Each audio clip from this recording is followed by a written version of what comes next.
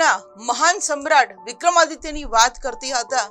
એનું અવસાન ઈસવીસો 1414માં થયું અને ત્યારબાદ આ ચંદ્રગુપ્ત રાજ્યનો અંત કેવી રીતે આવ્યો, શા માટે આવ્યું, શું કારણ હતું કે આ ચંદ્રગુપ્ત રાજ્યનો અંત થયો, ચાલો એની માહિતી મેળવીએ. ચંદ્રગુપ્ત પછી તેનો પુત્ર કુમારગુપ્ત ગાદીએ આવે છે.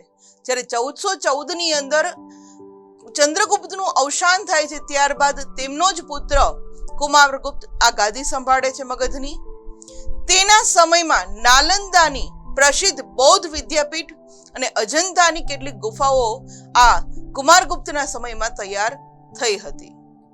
ત્યારબાદ વાત કરીએ તો આ ઇમેજની અંદર જે આપણે વાત કરી રહ્યા છીએ કે નાલંદાની વિદ્યાપીઠ કે જે વિશ્વભરમાં વિશ્વવિદ્યાલય તરીકે જે પ્રસિદ્ધ હતી, નાલંદા વિશ્વવિદ્યાલય, એના અવશેષો આપણે આ પિક્ચર્સની અંદર જોઈ શકીએ છીએ કે જે કુમારગુપ્ત દ્વારા બંધાવવામાં આવી હતી. ના ઇમેજની અંદર જે અજંતાની એમ કહેવામાં આવે છે કે કેટલીક ગુફાઓ છે એ પણ આ ગુપ્ત સામ્રાજ્ય દરમિયાન બંધાવેલી હતી, એ પણ આપણે જોઈ શકીએ છીએ કે જે બૌદ્ધ ધર્મનો ફેલાવો કરવા માટે પોતે વૈષ્ણવ ધર્મી હોવા છતાં પણ દરેક ધર્મને એ સમાન દરજ્જો આપતા હતા.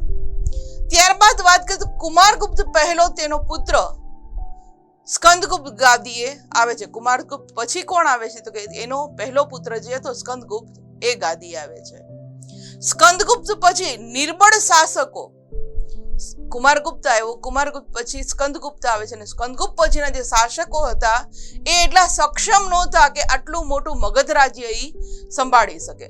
એટલે સ્કંદગુપ્ત પછીના વિદ્યાર્થી મિત્રો એમ કહી શકાય કે જે શાસકો હતા એ નિર્બળ હતા અને જે હુણોના આક્રમણને ખમી શક્યા નહીં.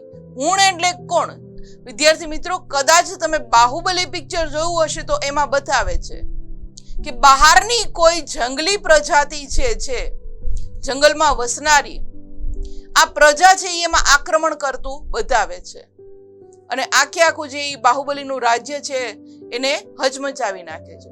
તો આવા જ હુણ જાતિના લોકો છે એ આ મગધની ગાદી ઉપર આક્રમણ કરે છે અને આ સ્કંદગુપ્ત પછીના જે શાસકો હતા એ નિર્બળ હતા એટલે આ આક્રમણને પોતે ખમી શકતા નથી અને ધીમે ધીમે એમ કહેવામાં આવે છે કે આ ગુપ્ત સામ્રાજ્ય છે એ છિન્ન ભિન્ન થઈ ગયું, કારણ કે આ હુણો છે એ અવારનવાર આક્રમણ કરી અને ત્યાં લૂંટ મચાવતા હતા, જેથી ઈસવીસન 550માં ગુપ્ત સામ્રાજ્ય છિન્ન ભિન્ન થઈ ગયું એટલે કે એનો અંત આવે છે.